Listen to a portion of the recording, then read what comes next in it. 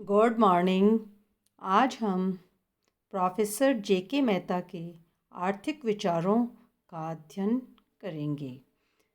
इसके पूर्व हमने जेके मेहता के आर्थिक विचारों के अंतर्गत अर्थशास्त्र की परिभाषा, व्यष्टि और समष्टि अर्थशास्त्र, बाजार, प्रतिनिधि फर्म और राजस्व संबंधी विचारों का अध्ययन कर लिया है। आज हम उनके जिन विचारों का अध्ययन करेंगे उनमें मुख्य है कल्याण अर्थशास्त्र, लाभ, लगान, सार्वजनिक ऋण और वित्तीय प्रशासन। सर्वप्रथम हम उनके आर्थिक विचारों का प्रारंभ कल्याण अर्थशास्त्र के साथ यानी कि वेलफेयर इकोनॉमिक्स के साथ कर रहे हैं। प्रोफेसर मेहता के अनुसार समस्त अर्थशास्त्र को जितना हम जानते हैं कल्याण का अर्थशास्त्र है और होना भी चाहिए। यद्यपि इस संदर्भ में अर्थशास्त्र को दो भागों में विभाजित किया जा सकता है। एक व्यक्तिगत अर्थशास्त्र यानी इकोनॉमिक्स ऑफ इंडिविजुअल्स और दूसरा समाज का अर्थशास्त्र अर्थात इकोनॉमिक्स ऑफ सोसाइटी। कल्याण के आधार पर हम व्यक्तिगत कल्याण का अध्ययन और सामाजिक कल्याण का अध्ययन दोनों का अध्ययन करते हैं। प्रोफेसर मेहता के अनुसार कल्याण का अर्थशास्त्र वस्तुतः सामाजिक कल्याण का अर्थशास्त्र ही है। सामाजिक कल्याण को परिभाषित करना बहुत ही कठिन है। सामाजिक कल्याण व्यक्तियों के मस्तिष्क में निवास करता है। समाज का कोई मस्तिष्क नहीं होता है, अतः सामाजिक कल्याण का अनुभव व्यक्तियों द्वारा ही किया जा सकता है। व्यक्तियों का समूह ही समाज है। इस प्रकार सामाजिक कल्याण निश्चय ही व्यक्तिगत कल्याण से संबंधित है। प्रोफेसर मेहता के अनुसार सामाजिक कल्याण एक फलन है व्यक्तियों के मस्तिष्क और उस वातावरण का जिसमें व्यक्ति निवास करता है। इस प्रकार एक व्यक्ति जब सामाजिक कल्याण का माप करता है तो वह सामाजिक कल्याण होता है और सामाजिक कल्याण वस्तुतः दो तथ्यों पर निर्भर करता है। एक वातावरण जिसमें व्यक्ति रहता है, दूसरा व्यक्ति के मस्तिष्क का व्यवहार। व्यक्ति के मस्तिष्क का व्यवहार उस समय हमारे समक्ष उपस्थित होता है जब वह व्यक्तियों के कल्याण की न्यायोचित समीक्षा करता है। यह व्यक्तियों का कल्याण ही है जो समूह रूप में सामाजिक कल्याण कहलाता है।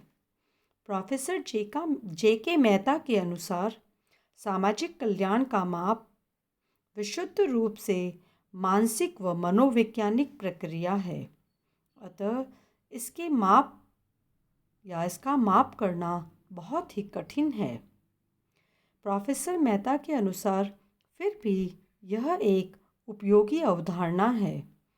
उनके अनुसार यदि हमारा मस्तिष्क कुछ सोचता है तथा सामाजिक कल्याण को मापता है तो निश्चय ही यह मापन या निष्कर्ष संवेदनशील और बुद्धिमत्तापूर्ण हो सकता है, या यह मानते हैं कि यह जो माप होता है वह बुद्धिमत्तापूर्ण होता है। और इस प्रकार का मापन व्यवहारिक उद्देश्यों की पूर्ति हेतु नीति निर्माताओं द्वारा उपयोग में लिया जा सकता है। प्रोफेसर मेहता ने सामाजिक कल्याण को किसी राष्ट्र के आर्थिक पुनर्निर्माण में अत्यंत ही उपयोगी बताया है।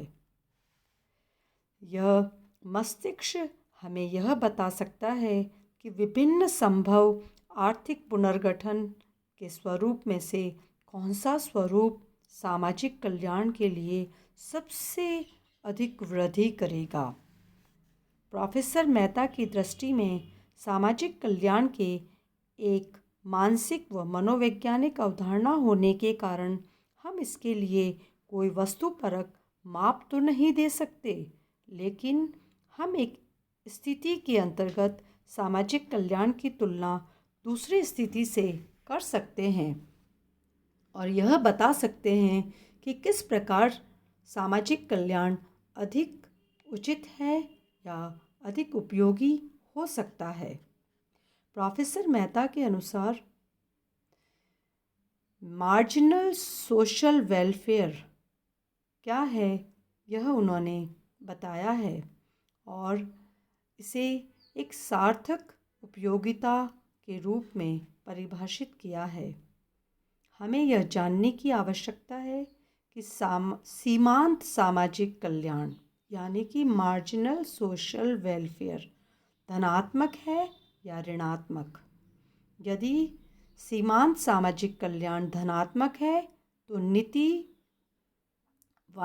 जो भी नीति बनाई जाएगी वह वांछनीय होगी और हम इस नीति का अनुसरण कर सकते हैं। हमारी नीति में तब तक किसी परिवर्तन की आवश्यकता नहीं होगी जब तक सीमांत सामाजिक कल्याण ज़ीरो नहीं हो जाता। जब सीमांत सामाजिक कल्याण शून्य होगा तभी सामाजिक कल्याण अधिकतम होगा और यही सर्वश्रेष्ठ स्थिति है या सबसे उपयुक्त स्थिति है। नेक्स्ट हम देखते हैं जेके मेहता के लाभ संबंधी विचार। उत्पादन के 5 साधन होते हैं, जैसा हम सभी को विदित है। श्रम, भूमि, पूंजी, संगठन और साहस। इसमें से सबसे अंतिम जिसकी बात हमने की है साहस। साहस को जो पुरस्कार मिलता है वह लाभ होता है। यहाँ हम लाभ संबंधी विचारों का अध्ययन कर रहे हैं। साहसोधर्मी ही व्यवसाय का स्वामी होता है या स्वामी ही साहसोधर्मी होता है, ऐसा जेके मेहता का मानना है। यद्यपि उसे कभी हानि उठानी पड़ती है तो कभी उसे लाभ भी होता है, अर्थात हमेशा वह एक संशय की स्थिति में ही होता है। और साहसोधर्मी जो होता है यानी कि उसकी मानसिक शांति का वह सदैव बलिदान करता है, क्योंकि स्वामी ही जोखिम उठाता है और उसे ही प्रतिफल मिलता है और जो जोखिम उठाता है उसकी मानसिक शांति भंग होना स्वाभाविक है। यह भी मजदूरी व ब्याज की भांति ही एक आवश्यक और निश्चित आय है और उन्हीं की भांति ही उत्पादन की लागत के अंतर्गत आता है। लाभ एक आवश्यक कार्य जोखिम के लिए मिला पुरस्कार है या उसका प्रतिफल है। अर्थात जेके मेहता के अनुसार जो लाभ है वह साहसी धर्मी का पुरस्कार है। नेक्स्ट है लगान। मेहता ने लगान को नए ढंग से परिभाषित किया है और भूमि शब्द का अर्थ उत्पादन में उपयोग की गई कोई भी वस्तु जहाँ तक वह किसी विशेष उपयोग के लिए विशिष्ट है, भूमि है। इस विशिष्टता के आधार पर भूमि व पूंजी में उन्होंने भेद किया है। पूंजी उस व्यवहार में आ जाती है जिसे आर्थिक व्यवहार कहा जा सकता है, परंतु भूमि इसमें नहीं आती है। पूंजी के एक से अधिक उपयोग हो सकते हैं, जबकि भूमि का एक ही विशिष्ट उपयोग होता है, ऐसा जेके मेहता का मानना है। प्रोफेसर मेहता के अनुसार मनुष्य में भी भूमि का अंश है, यानी कि अतः मनुष्य को भी अतिरेक मिलना चाहिए। योग्यता का लगान जिसे कहा जाता है लगान की परिभाषा प्रोफेसर मेहता के अनुसार लगान वह है जो प्राकृतिक, मौलिक और अनश्वर साधन को मिलता है। वस्तुतः लगान को यहाँ अवसर लागत के रूप में या अवसर लागत पर अतिरेक के रूप में समझा जा सकता है। अर्थात प्रोफेसर मेहता ने कहा है कि लगान भूमि से संबंधित है, लेकिन उसको उन्होंने मनुष्य से जोड़कर भी बताया है और यह मनुष्य को मिलने वाला अतिरेक है। नेक्स्ट, पब्लिक डेब्ट, सार्वजनिक ऋण। सार्वजनिक ऋण के संदर्भ में प्रोफेसर मेहता के विचार सत्यता के परिचायक है। उनके अनुसार जब व्यक्ति मुद्रा उधार लेना प्रारंभ करता है तो वह उसकी आदत बन जाती है। वह अपनी आर्थिक स्थिति को ध्यान में रखे बिना ऐसा करता ही चला जाता है और यही भय राज्यों के संदर्भ में भी व्याप्त है। किसी भी राज्य की सरकार का गठन वहाँ रह रही जनता के द्वारा होता है और जनता द्वारा ऋण लेना, सरकार के द्वारा भी ऋण लेना एक आदत सी बन जाती है जो एक गंभीर खतरा है।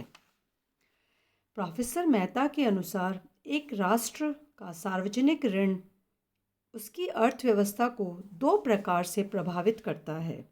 पहला, जब सरकार द्वारा मुद्रा वृद्धि हेतु ऋण लिया जाता है तो जनता अपने बजट में उसे समायोजित करती है। जब सरकार कर लगाती है तो जनता कर चुकाने के लिए अपने व्यय में कटौती करती है, लेकिन जब उतनी ही मात्रा राज्य द्वारा ऋण के रूप में वसूल की जाती है तो जनता सामान्यतः खर्च में कटौती नहीं करती, वरन अपनी पुरानी व वर्तमान बचत द्वारा जारी ऋण पत्र क्रय करती है। यह सार्वजनिक ऋण का प्रथम व तुरंत प्रभाव है और द्वितीय प्रभाव सार्वजनिक ऋण का दूरगामी प्रभाव है। इसके अंतर्गत लिए गए सार्वजनिक ऋण का जनता पर होने वाले व्यय की स्थिति में पहुंचने वाली लाभकारी प्रभाव इसके अंतर्गत सम्मिलित है। यह वस्तुतः इस तथ्य से संबंधित है कि सार्वजनिक ऋण का उपयोग किस प्रकार से किया जाता है। सार्वजनिक ऋण का उपयोग उत्पादन कार्यों के लिए किया जाने पर सार्वजनिक ऋण लाभकारी होता है और इस संदर्भ में मेहता ने सार्वजनिक ऋण का उत्पादन, उपभोग, वितरण, निजी उद्योग, बचत, ब्याज की दर पर पड़ने वाले प्रभावों का सूक्ष्म विश्लेषण भी किया है। लास्ट, वित्तीय प्रशासन, फाइनेंशियल एडमिनिस्ट्रेशन। प्रोफेसर मेहता ने वित्तीय प्रशासन को सार्वजनिक वित्त का चतुर्थ और अंतिम अंग के रूप में परिभाषित किया है। उनके अनुसार राज्य के विभिन्न वित्तीय गतिविधियों के संचालन हेतु एक सरकारी तंत्र की आवश्यकता होती है जिसे वित्तीय प्रशासन कहा जाता है और इस वित्तीय प्रशासन का सबसे महत्वपूर्ण कार्य बजट तैयार करना होता है। यह बजट सार्वजनिक आय, सार्वजनिक व्यय और सार्वजनिक ऋण से संबंधित होता है। प्रत्येक राज्य में एक संस्था है जो यह निश्चित करती है कि क्या गतिविधियां संपन्न की जाएगी और वर्ष के अंतर्गत उनकी क्या मात्रा होगी। इस प्रकार वित्तीय प्रशासन के अंतर्गत संपूर्ण बजट क्रिया सम्मिलित होती है। सैद्धांतिक अध्ययन की दृष्टि से वित्तीय प्रशासन के अंतर्गत हम आधारभूत सिद्धांतों का अध्ययन करते हैं जिनके आधार पर वित्तीय गतिविधियां संपन्न की जाती है। वित्तीय प्रशासन को सफल बनाने हेतु हर संभव प्रयास सरकार के द्वारा किए जाते हैं। अर्थात किसी भी राज्य के लिए वित्तीय प्रशासन बहुत महत्वपूर्ण भूमिका अदा करता है। अब हम निष्कर्ष रूप से यह कह सकते हैं कि J.K. मेहता का स्थान आधुनिक भारतीय अर्थशास्त्रियों में सर्वोपरि है। प्रोफेसर मेहता द्वारा प्रस्तुत विचारों का अध्ययन समस्त विश्व में अर्थशास्त्र के विद्यार्थियों के लिए बहुत महत्वपूर्ण है। उनके द्वारा लिखित ग्रंथ अर्थशास्त्र विषय को अप्रतिम देन है। प्रोफेसर मेहता वस्तुतः अर्थशास्त्र के विद्यार्थी थे। उन्होंने अर्थशास्त्र के सिद्धांतों का गहन अध्ययन किया और उसके अंतर्गत आवश्यक और महत्वपूर्ण संशोधन किए। उन्होंने अर्थशास्त्र के अंतर्गत गणित का प्रयोग किया और उसे व्यवहारिक बनाने का प्रयत्न किया। प्रोफेसर मेहता ने भारतीय संस्कृति व आध्यात्मिक परंपरा का निर्वाह करते हुए उसके उच्च मूल्यों को अर्थशास्त्र के अंतर्गत सम्मिलित किया। उन्होंने यह कार्य अर्थशास्त्र के सिद्धांतों में आवश्यक संशोधन करते हुए किया। भारतीय दर्शन के मूलाधार और आवश्यकता विहीनता की स्थिति की प्राप्ति को उन्होंने विस्तार से समझाया है। उन्होंने अर्थशास्त्र की जो परिभाषा दी है वह आवश्यकता विहीनता की स्थिति के अनुसार ही दी है और अर्थशास्त्र का अंतिम लक्ष्य भी उन्होंने बताया है, वह है मानव व्यवहार का ऐसा अध्ययन जिसके अंतर्गत मानव को प्रसन्नता की प्राप्ति हो। प्रोफेसर मेहता के लिए यह कहना अतिशयोक्ति नहीं होगी कि उन्होंने अर्थशास्त्र के अंतर्गत भारतीय सांस्कृतिक और दार्शनिक मूल्यों को बराबर रखते हुए दोनों के महत्व को स्पष्ट किया है। प्रोफेसर मेहता ने विशुद्ध अर्थशास्त्र के स्थान पर व्यवहारिक अर्थशास्त्र को और व्यष्टिगत अर्थशास्त्र के स्थान पर समष्टि अर्थशास्त्र को, स्थैतिक अर्थशास्त्र के स्थान पर प्रायोगिक, वास्तविक अर्थशास्त्र के स्थान पर आदर्शात्मक अर्थशास्त्र को प्रमुखता दी है। उनके द्वारा प्रस्तुत प्रतिनिधि फर्म की अवधारणा मार्शल की प्रतिनिधि फर्म की अवधारणा का एक सुधार है या उस पर किया गया एक सुधार है। उनके द्वारा प्रस्तुत सार्वजनिक आय और व्यय यानी राजस्व संबंधी विचार बहुत ही व्यवहारिक व समाजीन लगते हैं। वस्तुतः उन्होंने अर्थशास्त्र के प्रत्येक क्षेत्र के अंतर्गत अपना अमूल्य या अतुलनीय योगदान दिया है। Thank you.